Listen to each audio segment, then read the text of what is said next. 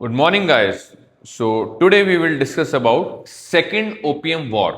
तो last video में हमने डिस्कस किया था फर्स्ट ओपियम वॉर। इस वीडियो में हम डिस्कस करेंगे सेकंड ओपियम वॉर।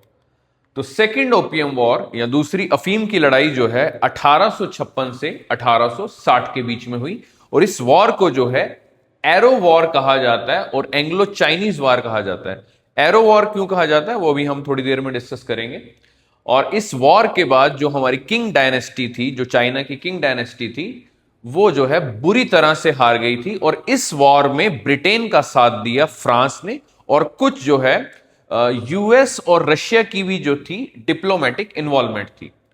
और इस वॉर का भी रिजल्ट हुआ कि चाइना जो है हार गया। अब देखेंगे कि इस वॉर के होने के कारण क्या क्या थे। तो जैसा कि आपको पता है कि फर्स्ट वॉर के बाद जो है एक ट्रीटी साइन की गई थी, ट्रीटी ऑफ नैनकिंग, जिसके अंदर चाइना को जो है हांगकांग पोर्ट जो है ब्रिटेन को देना पड़ा। और साथ ही जो है ब्रिटेन और फ्रांस जो है वो चाह रहे थे कि उन्हें और ज्यादा कंसेशन मिले। जैसे कि वो चाह रहे थे कि पूरी तरह से जो है ओपियम की ट्रेड यानी अफीम की ट्रेड जो है उसको लीगलाइज किया जाए, और ज्यादा पोर्ट्स जो है खोले जाएं ताकि फॉरेन ट्रेड जो है हो सके। तीसरा वो चाह रहे थे कि फॉरेन डिप्लोमेट्स जो हैं बीजिंग में रिसाइड करें। ब्रिटेन की शुरू से ही यही डिप्लोमेसी रही है। आप लोगों ने अगर हिस्ट्री में क्लास 10th में एक टॉपिक आता है जिसको हम सब्सिडरी अलायंस कहते हैं, इसके तहत भी अंग्रेज क्या चाह रहे थे कि भारत में जो है अंग्रेजों के सैनिक यानी ब्रिटिश ट्रूप्स जो हैं रहें। सिमिलरली अंग्रेज यहां पे भी यही चाह रहे थे कि फॉरेन डिप्लोमेट्स जो हैं बीजिंग में रहे ताकि उनको सारी उनकी गतिविधियों के बारे में नॉलेज हो सके। और वो चाह रहे थे कि क्रिश्चियन मिशनरीज को भी अलाउ किया जाए, क्योंकि क्रिश्चियन मिशनरीज जब चाइना में जाएंगे तो वहां पे जो है धर्म परिवर्तन कर सकें। सेम धर्म परिवर्तन के लिए जो है चार्टर एक्ट आया था 1813 में, जिसमें क्रिश्चियन मिशनरीज को अलाउ किया गया था कि वो भारत में जाके जो है धर्म परिवर्तन करें। सेम ही फिलॉसफी इन्होंने यहां पे लगाई। और लास्ट वो चाह रहे थे कि टैरिफ यानी कि टैक्सेस जो है, जो कस्टम ड्यूटीज जो है उनको कम किया जाए, और एक्स्ट्रा टेरिटोरियल राइट्स मिल पाए उन्हें, और interior travel for the foreigners. तो ये सब जो थी इनकी डिमांड थी।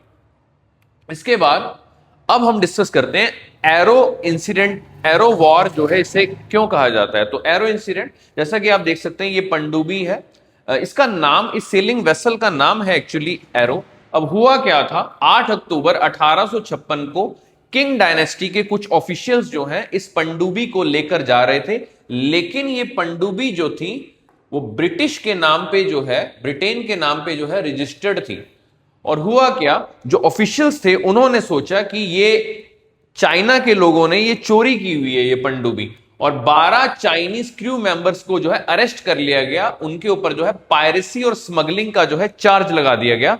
और उससे ऊपर क्या हुआ, जब यहां पे चाइना के क्रू मेंबर्स यानी 12 क्रू मेंबर्स जब इस पर चढ़े तो यहां पर एक झंडा लगा हुआ था ब्रिटेन का, उस झंडे को भी इन्होंने हटा दिया।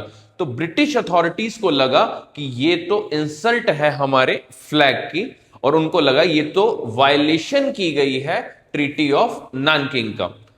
और उसके बाद यही इंसिडेंट काफी था ब्रिटिश को प्रोवोक करने के लिए। और उसके बाद ब्रिटेन ने क्लेम किया कि ये वायलेशन है, और फ्रांस ने भी इस वॉर को आगे ज्वाइन किया, क्योंकि क्या हुआ था कि फ्रांस के कुछ मिशनरीज का एग्जीक्यूशन कर दिया गया चाइना में। जो भी रिलीजियस मिशनरीज थे उनका जो है एग्जीक्यूशन कर दिया गया। तो फ्रांस ने भी ज्वाइन किया, और result I already told you कि चाइना हार गया, और एक ट्रीटी साइन हुई जिसको ट्रीटी ऑफ टियानजिन कहते हैं 1858 में, जिसमें ओपियम ट्रेड को फिर दोबारा से लीगलाइज कर दिया गया। 11 नए पोर्ट्स खोल दिए गए ताकि यहां से ओपियम की ट्रेड दोबारा से और ज्यादा की जा सके। फॉरेन डिप्लोमेट्स को अलाउ कर दिया गया ताकि वो बीजिंग में रिसाइड कर सकें। क्रिश्चियन मिशनरीज को अलाउ कर दिया गया ताकि वो चाइना में जाके धर्म परिवर्तन कर सकें। और एक हांगकांग आइलैंड के बगल में एक पेनिनसुला है जिसका नाम है कुलून पेनिनसुला। हम लोग ज्योग्राफी में अक्सर डिस्कस करते हैं, पेनिनसुला उसको कहते हैं जिसके 3 तरफ जो रहता है पानी रहता है और चौथी तरफ लैंड होती है। For example India is also called a peninsula. India के लेफ्ट साइड अरेबियन सी है, right side bay of Bengal है, और नीचे जो है हमारा इंडियन ओशन है। ओके, तो कूलन पेनिनसुला भी जो है ब्रिटेन को दे दिया गया। बहुत ज्यादा जो है हैवी इंडेमनिटीज लगाई गई, चाइना के ऊपर मुआवजा जो है चाइना को देना पड़ा, और रशिया को जो है कुछ टेरिटोरियल गेन्स मिले नॉर्दर्न मंचूरिया में, जो कि चाइना में एक रीजन है। So that's and up for the today's video. Video कैसी लगी लाइक और कमेंट और शेयर करके बताइए। Thank you very much.